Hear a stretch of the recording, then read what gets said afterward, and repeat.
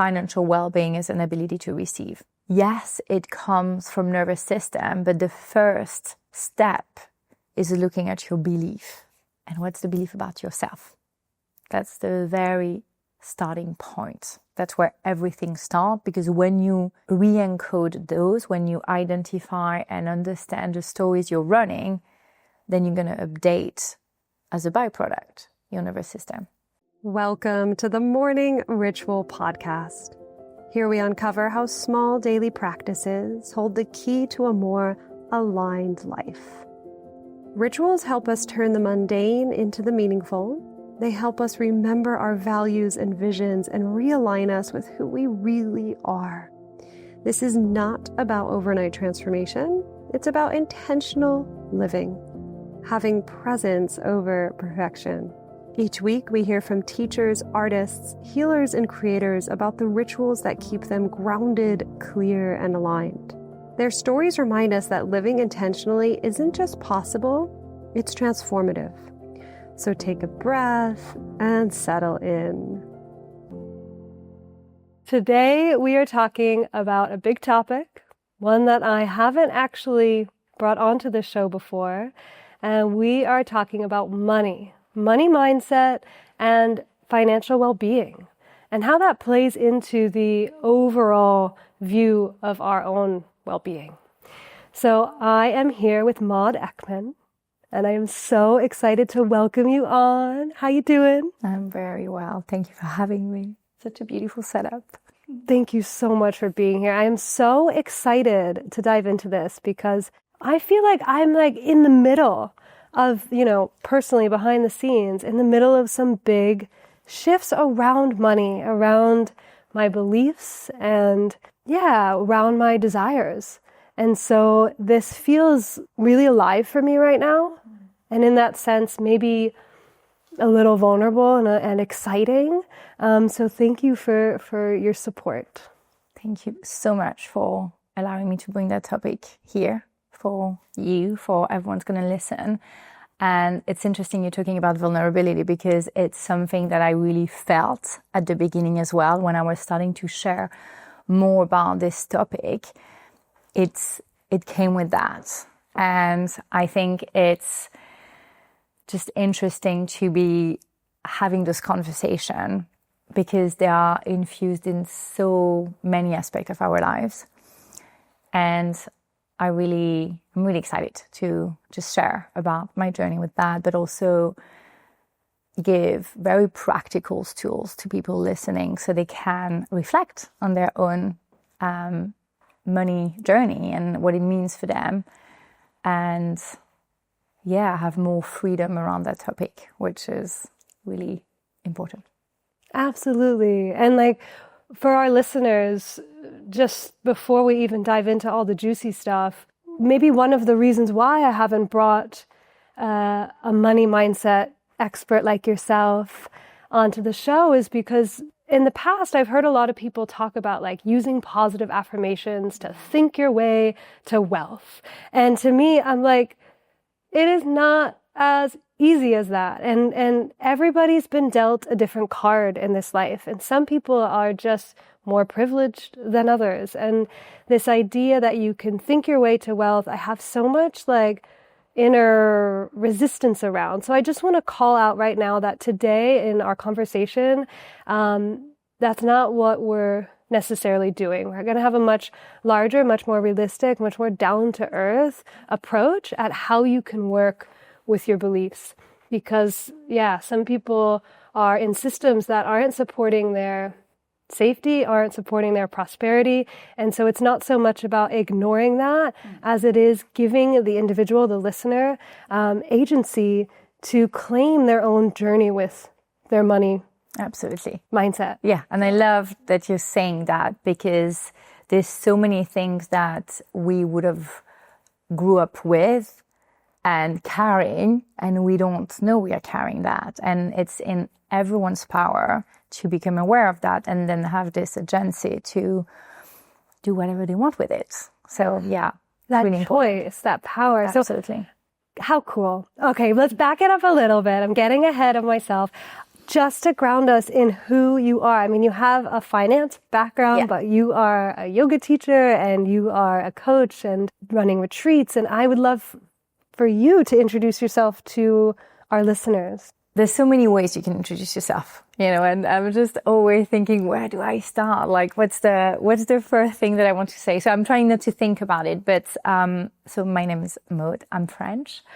I have been living in London for the past 12 years. I had my kids there, and I've always been a very, type A overachiever. Really doing, achieving, being challenged, proving, running, and just going from one thing to another, and really feeling that I was striving with this pace of life. As you said, I've been in investment banking for 12 years. In a past life, it really feels like in a past life. And then I decided to leave and to be trained as a yoga teacher. And one thing after another, and I've realized that a few years after that, some people would be very clear on where they're heading, and I'm not. I'm very much of a fluid visionary. Things arrive, there are opportunities, and then when you look back, it makes sense. So I started with yoga, and then I realized that as much as I loved yoga, there was a part of me that didn't believe I could make a career, make a living, like earn money doing that. So I started to work with a mindset coach, and I was like, oh my goodness, this is absolutely amazing. Why we are not being taught that in school, like why we don't know about that. And I became a mindset coach after, and then the retreat element came a little bit after, almost as this evidence to bring yoga and coaching together.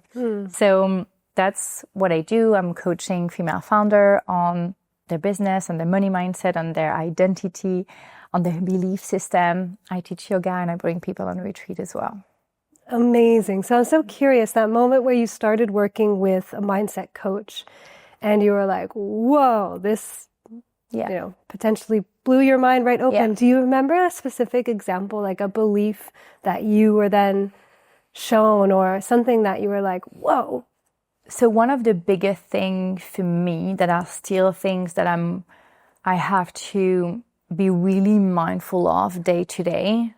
So I have a big black and white cognitive bias. So I would go into, it's this or that, it's always, it's never, I grew up with a dad, very black and white. And I think that's what I've seen. And that he was my role model on so many things.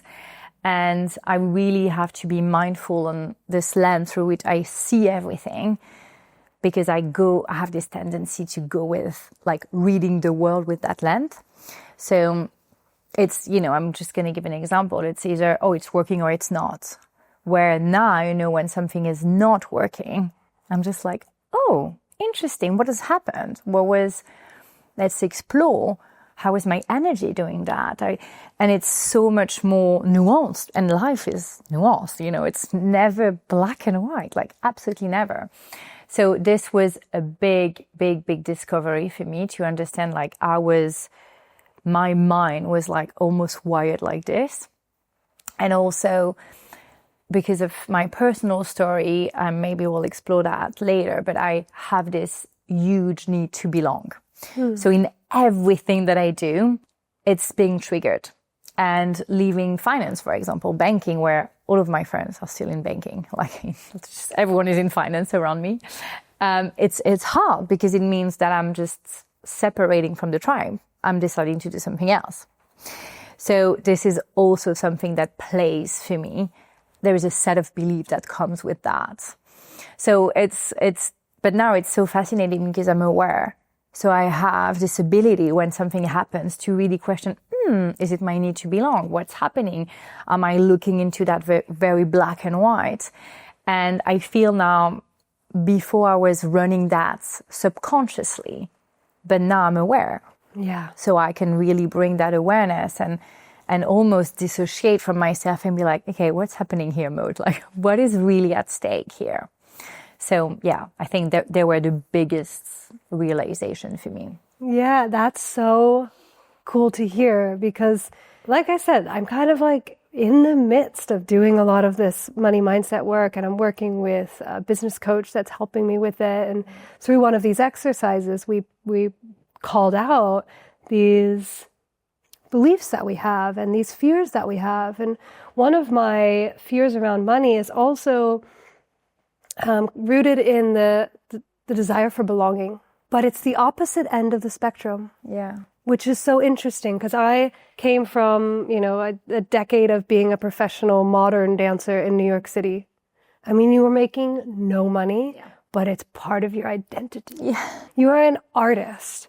You are working for nothing because you love the art. You're living in New York City and figuring out how to get by. And that's like a part of the identity. And that's that's like the belonging nature. Yeah. And even in the yoga studio, yoga teacher world, there's that level of like, let me just stay comfortable and belong to what's normal. Everyone's trying to figure it out, That actually, if I start making what I call big girl money, adult money, what if I don't belong?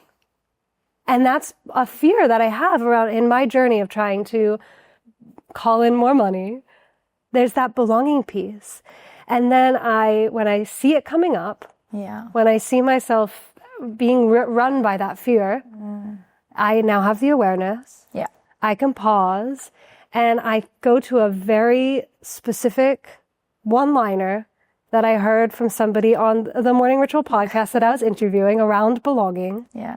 And she said the difference between longing and belonging is being. And I was like, wow, when I drop into the present moment, when I choose to be and I choose to come home to myself, like I know I belong to myself, just as you belong to yourself. Absolutely. Then it doesn't matter. It doesn't matter if I make money and all of a sudden I don't belong to that identity or that group before, because the reality is people probably don't care that much.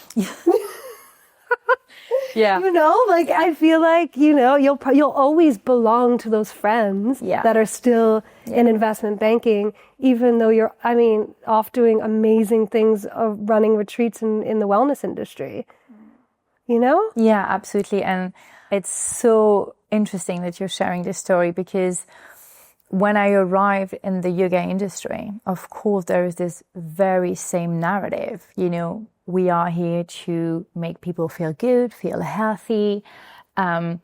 We shouldn't really be charging much because yoga needs to be accessible. And I don't think it's coming from investment banking that made me feel really upset with that. Because for me, I think it's a question of embodiment. How can you give your energy to your student if you're running in London 7 days a week, teaching 25 class, paid £50 an hour? I'm sorry, but you're just not an embodiment of what you're teaching. And that was triggering me a lot. But I had this huge belonging problem, because when I arrived in this new industry, that was the norm. Everyone was doing that. But at some point I was like, this is rubbish. This is just I'm not going to entertain that anymore.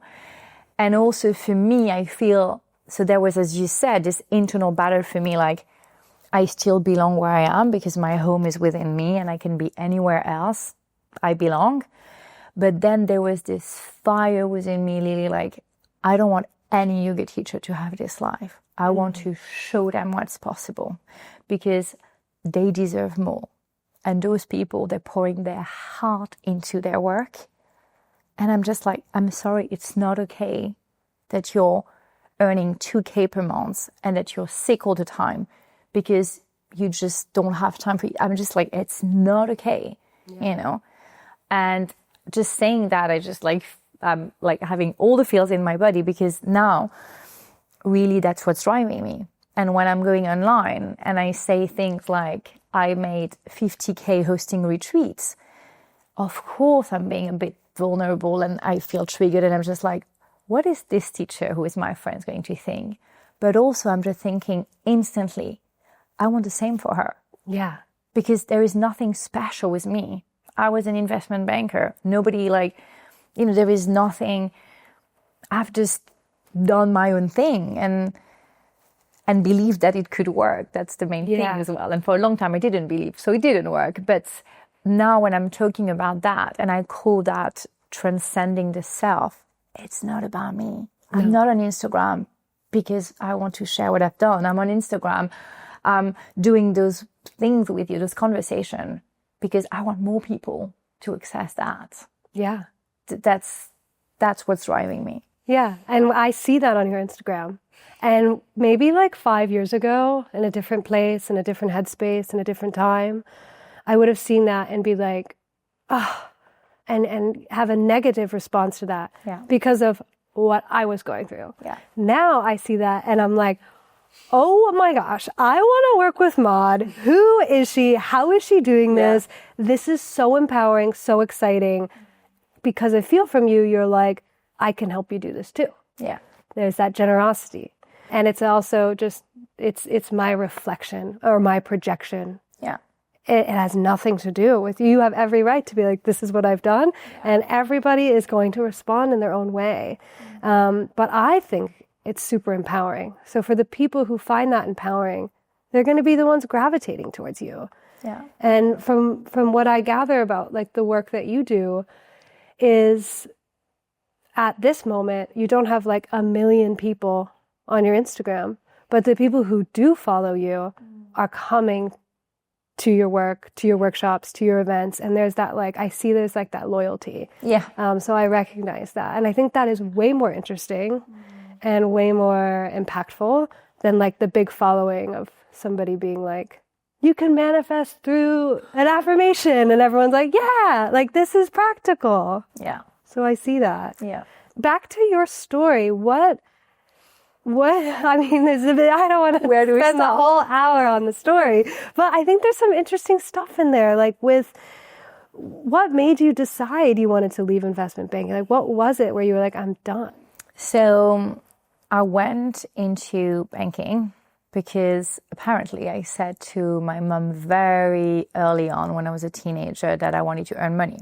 And I thought it was the only way because I've seen my dad working a lot, being a doctor in the public hospital, not earning much, and my mom working days and nights as well and not earning much. I was like, hey, finance. Like it was very much like driven by that. So I went into banking, but almost instantly I felt that it wasn't something for me. And I could see other people thriving and being very rooted. And I was like, oh, that's not how I feel at all. So there was this misalignment where I was good at what I was doing. I was working hard. I was chasing external validation. I was chasing money. But inside, I was like, ooh, it doesn't feel good. And, it's funny because I was sleeping, but I was tired. I was eating well, but I was bloated. I was doing sport every day, but I was not feeling very strong. And there was this, for me, like when you're misaligned, your body will always be like sending you signals. And the tipping point was really when I became a mom. I was like, okay, I can't stop pretend that this is okay. And I didn't want my kids to grow up with this image of this is what work is.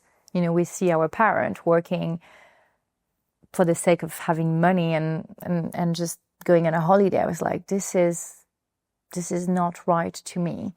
So, I left because I was like, there is something else out there. And at the time, I had no idea what it was. Literally, like, no idea. But here I am.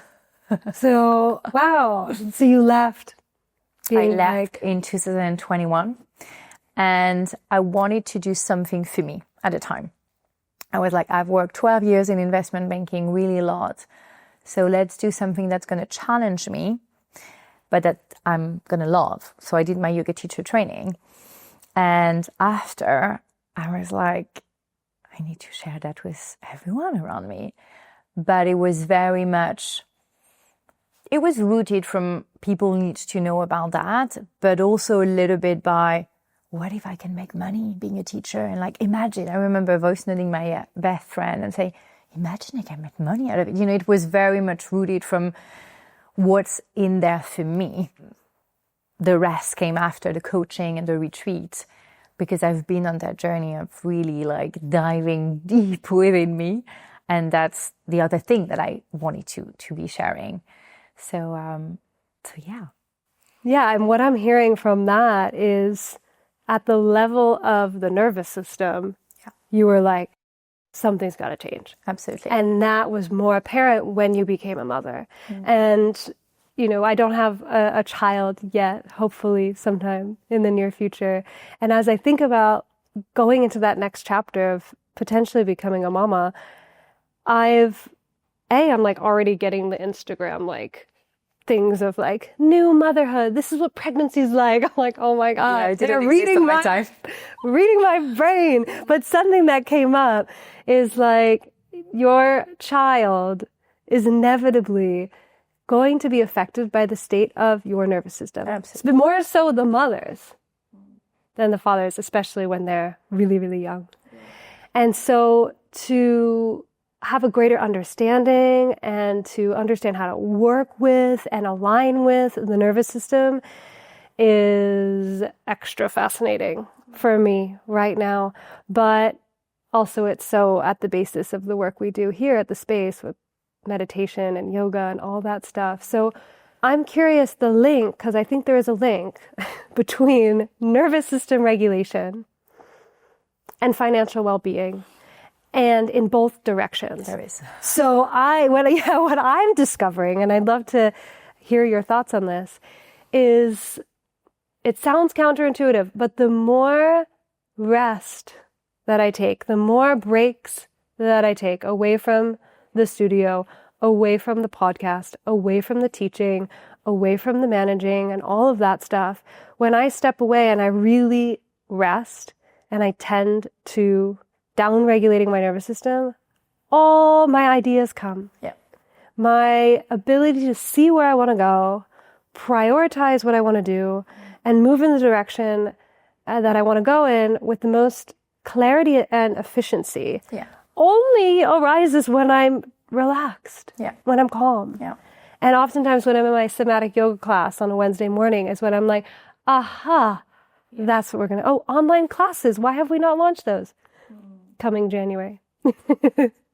Shameless plug. No, but I get all these ideas and I also see the path towards them. But when I'm in like go, go, go, do, zipping around, spinning in circles, trying to get shit done just for the sake of getting stuff done, I'm not efficient and I'm not clear and I'm not actually moving as far forward than when I am resting. Yeah. And so I'm starting to see this relationship between actually the more regulated and relaxed and the more I prioritize rest, the more I can actually call in abundance and that feeling of, you know what? When I do show, I only teach 2 or 3 group classes a week now because I want them to be potent and powerful. Yes. I don't want to be teaching 10 classes a week, giving people my like low energy self. Yeah. So how do you feel that relationship of nervous system and financial well-being like? Yeah. Related. So our ability to receive money, it's, as you said, it's a nervous system thing because it's like our ability to receive love, to receive compliment, to receive kind gestures, gifts. It's the same thing. It's receiving something. And we need to have the capacity to receive.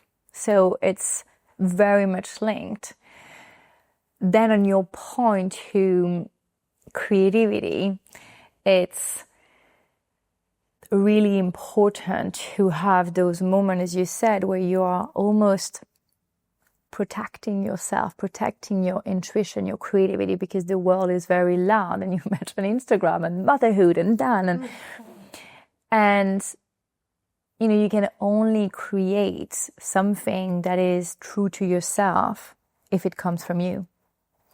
So that's why you have your ideas, like when you don't do anything, when you don't actively think about it, because suddenly you have that space in your mind, and there are loads of studies actually, like it's called the shower effect. Lots of people having their idea doing the dishes in the shower because you're not actively thinking about it.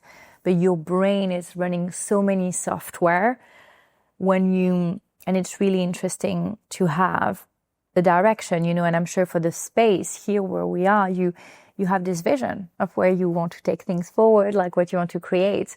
So the software is there in your brain, and your brain is working when you're not even like kind of actively thinking about it to bring you forwards those, what if we do this? What if we do that? And you can't have those download when you're constantly doing things. Financial well-being is an ability to receive. And you need to have a nervous system that is regulated. And it starts with your thoughts and your belief. Because if you're constantly telling yourself, I don't deserve this, I'm just doing this little yoga thing on the side, I can't really welcome high income, those things, they're triggering chemicals in your body. And that's your nervous system at the end of the day. Yes, it comes from nervous system, but the first step is looking at your belief about yourself, about the world, about your industry, depending on, we're very much wellness here, but it's what's the belief around your industry and what's the belief about yourself. That's the very starting point. That's where everything starts, because when you re-encode those, when you identify and understand the stories you're running, then you're going to update as a byproduct your nervous system. Yeah. Okay. So for a listener who has never looked at their beliefs around money, where do they begin? I mean, instead of just like write down your beliefs around money, like is there a more targeted exercise or idea that they can work with? Absolutely. So you can start with looking at how money was talked about in your family when you were a kid, where, money was never a taboo in my family. I remember very young asking my parents, how much do you pay for this holiday? Like, how much do you earn that? Like, I was very curious. And it's never been like, and they were like, yeah, well, and that's why I was like, oh my God, like I need to earn a lot of money. So, but I was very aware of that. And I've never, like when my kids are asking me stuff, I'm just like, what do you think? How much does it cost? And I want to normalize that. I would dive into that. I was like, what are the beliefs that your parent had around money, or your carer, if you had carer looking after you, depending on your industry, what are the beliefs in your industry, and again, if we take the yoga industry, there are so many beliefs around like yoga, and you've shared like you're an artist, so you need to live with your passion and that's enough. But I'm sorry, like who says that? Like why? Where is it coming from? But it's, as you said, it's very ingrained. When you're an artist, it's almost this, it's an identity thing. And I think it's very similar to the yoga industry. So understanding that, and then also looking at the belief of people. If you're living with like roommate, with a partner, like what are the beliefs of those people? What do they believe? Because it's going to impact you. And then I would look at what do you think, how do you feel when you receive money? Again, as we've touched base. What's your relationship with investing money? What's your relationship with spending money, which is not the same thing. Spending with like, I don't know, I'm going to buy a coffee for myself, or, and what's your relationship, so I said receiving, with holding money. And all of that would give you like a golden mine of information. Some people, they would have money and instantly they would spend it, because almost they were like, I need to get rid of it.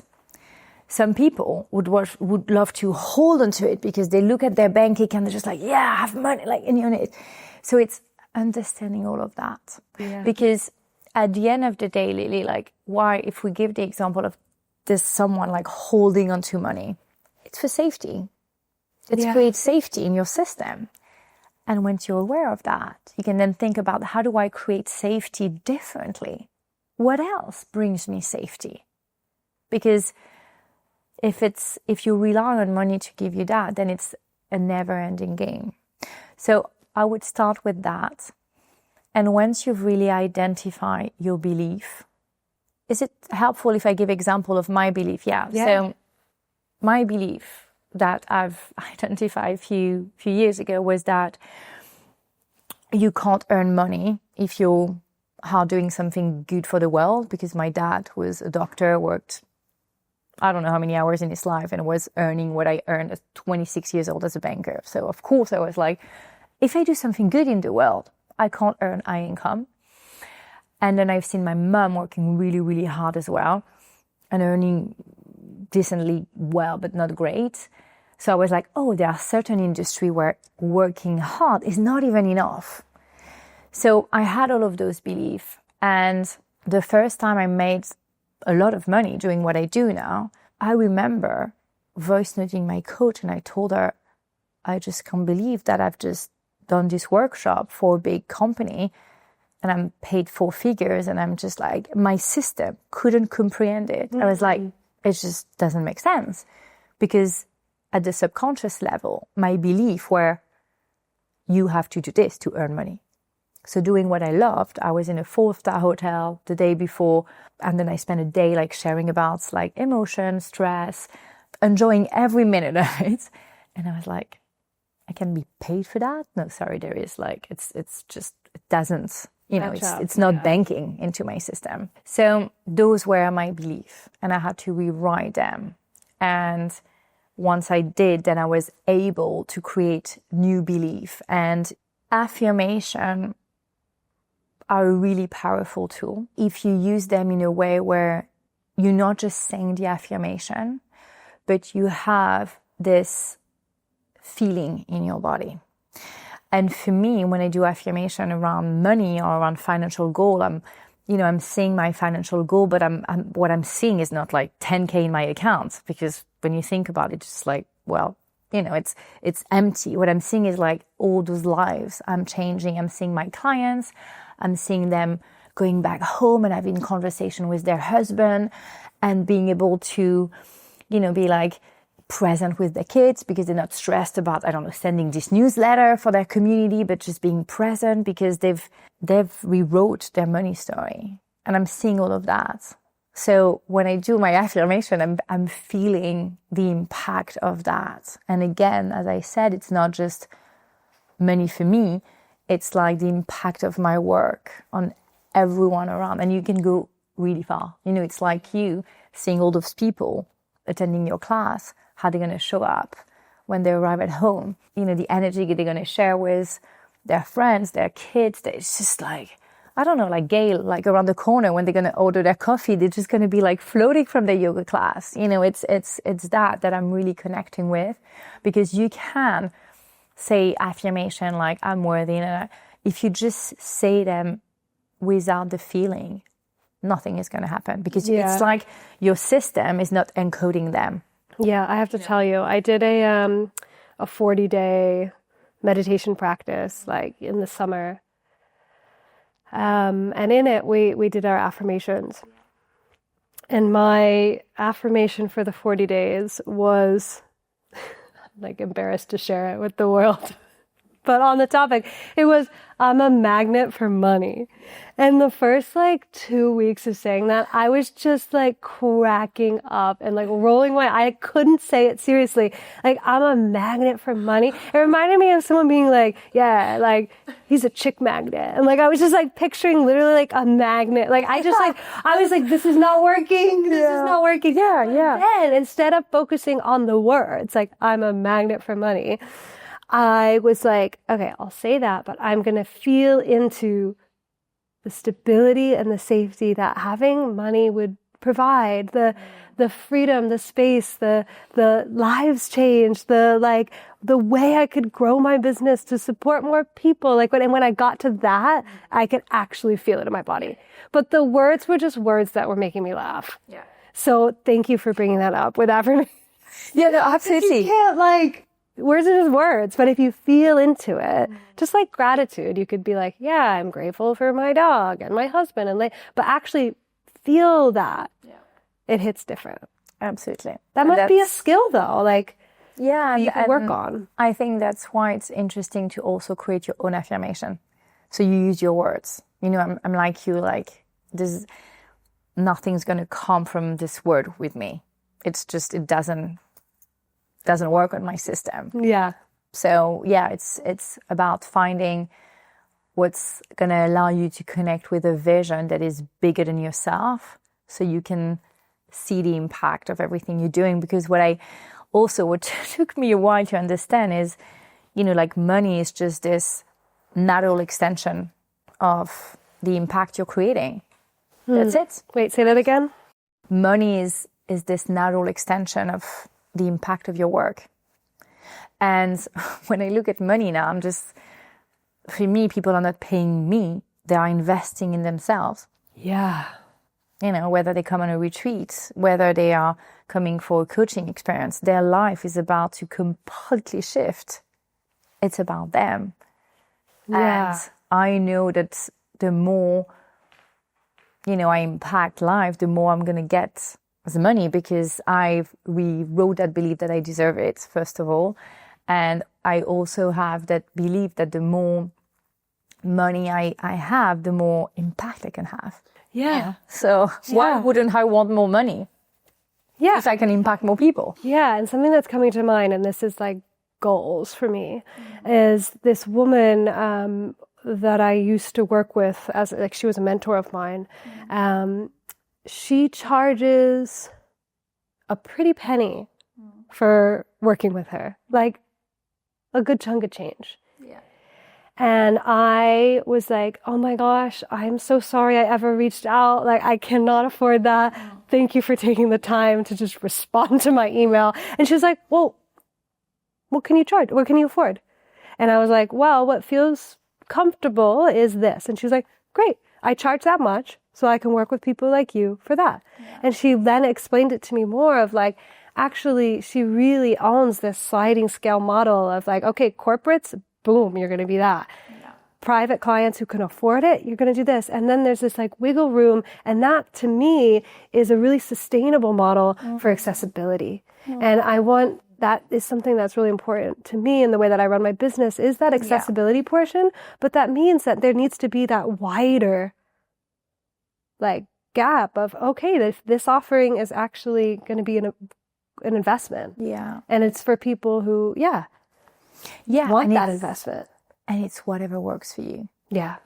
It's really for me, and that's why there is no model that's going to work for everyone. And, the way I see, for example, my content on Instagram, for me, it's like I'm doing things for free. Yeah. There, but it's packed with value. If you were to see everything that I do and apply everything that I share, you can self-coach yourself.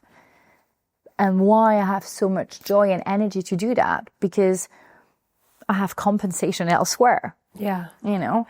But what I see, especially in the wellness industry, is that people start the other way around. They start to overgive.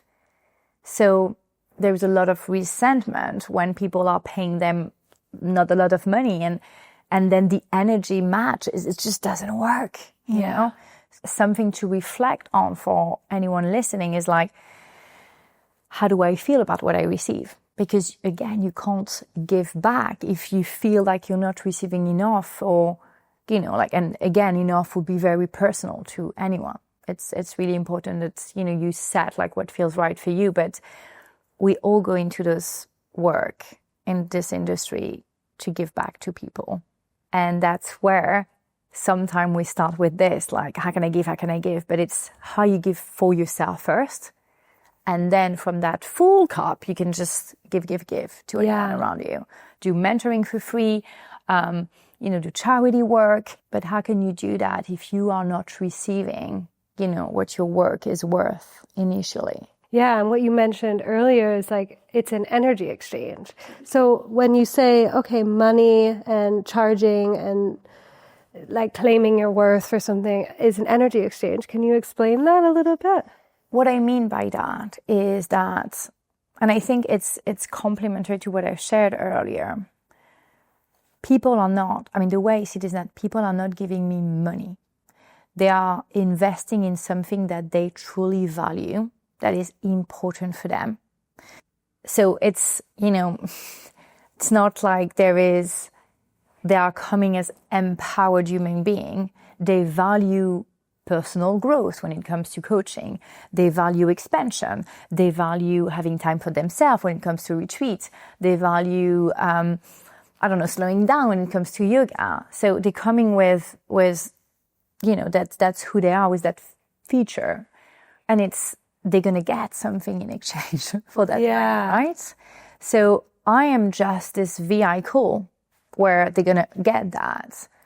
So for me, it's the energy of transformation that they're going to get. I think it's leading me to something also that we haven't really touched upon, but sometimes we think, and I'm talking for a female founder, that, pricing is like an equation to solve. And I remember Lily at the beginning, I was like, okay, how long does it take me to create a class? How long does it take me to commute there? And I was trying to make sense of it, okay, I'm going to charge that. Oh, how much is my insurance? But actually coming back to body, nervous system, your pricing, when you share it, has to feel just so natural for you. So what you're going to say is not what I'm going to say. Yeah. Some people charge £500 for coaching, others 1,000. But it's how you feel when you say that, And if there is any founder listening, your body will tell you everything. If your voice is shaking, if you're avoiding the conversation, if you feel like you're blushing, you're not behind your pricing at all. And it's telling you something around your belief, about yourself, about your work, and about money. Yeah. And in the past, I would be like, say I wasn't backing my price, or, ooh, that feels nervous, I would just lower it. But actually, what about rising up to match it? What about doing the work internally to be like, no, I deserve to do this. So I like that example. Absolutely. And that's why when people in the industry ask me, oh, how much would you charge? I know you work with corporate. I'm just like, I'm just going to coach you on that. I don't want to mentor you because it's such a personal thing. Okay, yeah, it's very individual based on... Absolutely. And again, the moment you share pricing and you feel completely neutral in your body, you feel the same way as when you were talking about your services, excited.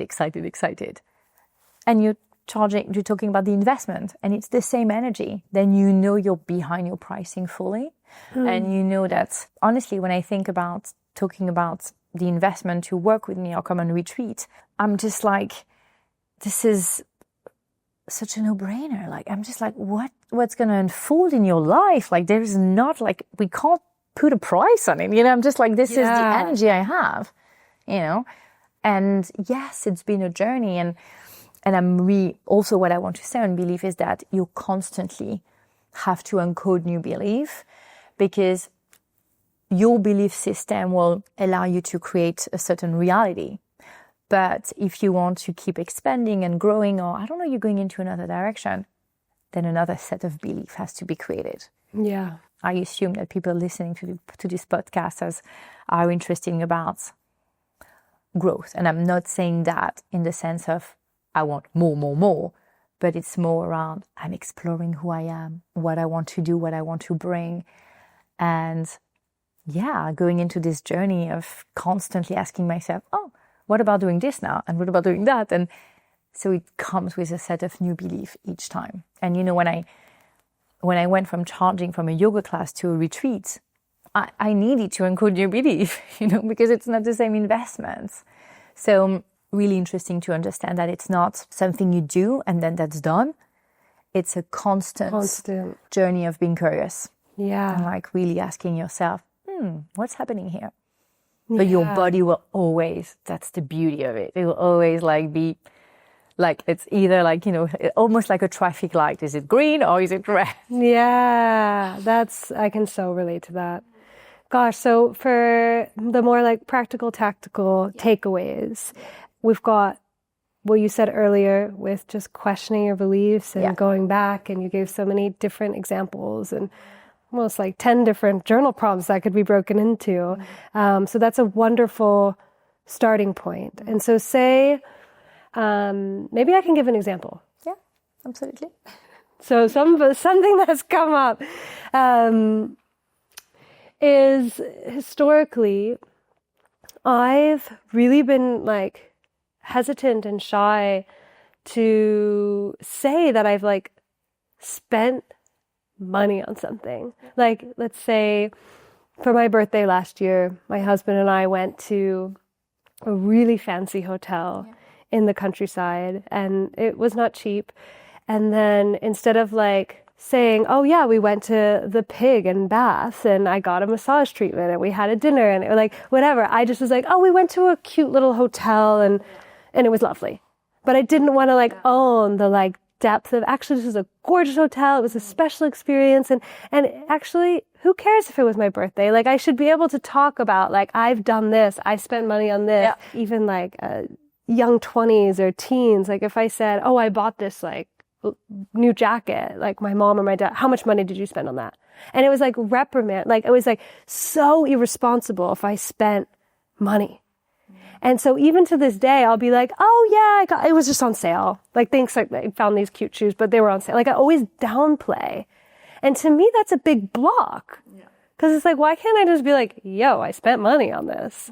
And so I've identified that pattern, that behavior, and maybe that belief that spending money is irresponsible. Yeah. But you were role modeled that. And I was role modeled that. So now, like we talked about at the beginning, awareness is such a big part of it. Okay, I've become aware of that. So now when I do spend money, or when I do talk about my spending habits, I don't need to carry such a heavy blanket of shame or heaviness around it. I could just recognize it. But what else could somebody do to work through, like they've got the awareness. Yeah. They recognize this belief. On your specific example, Lily, I would start to dig in. What do I think about people going in a fancy hotel and spending that amount of money? I would really dive deep. Amazing. Good for them. I would really unearth everything. Really like, and you know, you doing it over a week, because what comes up, like the moment you ask that question is not what's going to come up 2 days after. So I would unearth everything. Yeah. And you'll see what comes up, and you'll have your answer, because if basically what you're feeling is a bit of guilt, so there is a story you're running that spending money is come with guilt, you know? Yeah. Where is it coming from? And then once you've identified that, it's about, okay, what do I want to believe about people doing that? Well, I want to believe that whatever you want to believe. You know? Yeah. You know, for example, and I love giving that example, I'm like you, I love the Pig hotel. Just like whenever, it's exactly the way I would spend money. But you would never find me in a taxi. I just cannot comprehend people spending money on taxi. I'm so sorry if some people listening love taxi. I'm just like, why would you spend money on a taxi? Even an Uber? I know, never. Like, I know people are just like, you're completely insane. I'm just like, I'm living in a city where like I cycle everywhere. There are tube, bus. Why would you spend, like, I don't know where it's coming from. I need to dive into that. But then it's reminding ourselves, like, you value those experiences. Other people would like to have a gym membership. Other people would love to have a Chanel jacket. Whatever, you know, there is that as well. But if it's triggering something in you, it's because you are running a story subconsciously about the people doing that. So if it's triggering you, there's a subconscious story of people who do that. Yeah. And what is this story? And what is that story? Yeah. Ooh, I've got some homework. Yeah. Oh, yeah, that's fascinating. So that's super helpful. So uncover your own beliefs and then look at, what do I think about the people who do this? And unpack that. And that awareness will provide a lot of answers, huh? Absolutely. And then it's about embodying the new belief you want to have. So like, you know, as we said, you know, people who do that are people who value experiences over things, and that's really like the way I want to live my life. And you know, so that's your new belief, and then how you encode that. It's not about just saying it, it's about matching the identity of this person. So then it means, Lily, when you are meeting a friend, you said to her, I've been to the pig, I've done that, and you're owning it, and you're stepping into this identity. Because if you want to have a new belief, but your set of action, words, behavior don't match, it's never going to be encoded. Yeah. Yeah. And the first time you will feel, oh, and then the second time, oh, and then you'd be like, yeah, I've been to the pig. Yeah. Voila. Yeah. So your action needs to follow everything else. It's really important. Yeah. And owning it. Yeah. Super helpful. What else? What else is important? What do you see? What do you feel is useful in this money mindset, financial well-being? Covered it. I think we've covered it. I mean, I'm thinking about how does financial well-being play into overall well-being? And for me, it's quite obvious. But when you have that sense of stability and safety, your nervous system is it's safe to relax. But also you can buy yourself time to relax, to chill, to have relationships that are healthy and not, in this power imbalance. Or you have the ability to spend on experiences that will add to your well-being, or like a yoga class or whatever. So I can see you have access to doctors and there's the obvious things, but what else comes to mind in that? I think the other thing that I want to touch upon that is really fascinating is linked to having a scarcity mindset. Oh, yeah. And sometimes, and the biggest example is time and money. And we have this perceived reality that we don't have enough time and we never have enough money. But actually, when you look at the numbers, when you actually look at what you're spending, what's coming in, what's coming out, and people most of the time are not doing it, you realize that, okay, that's fine.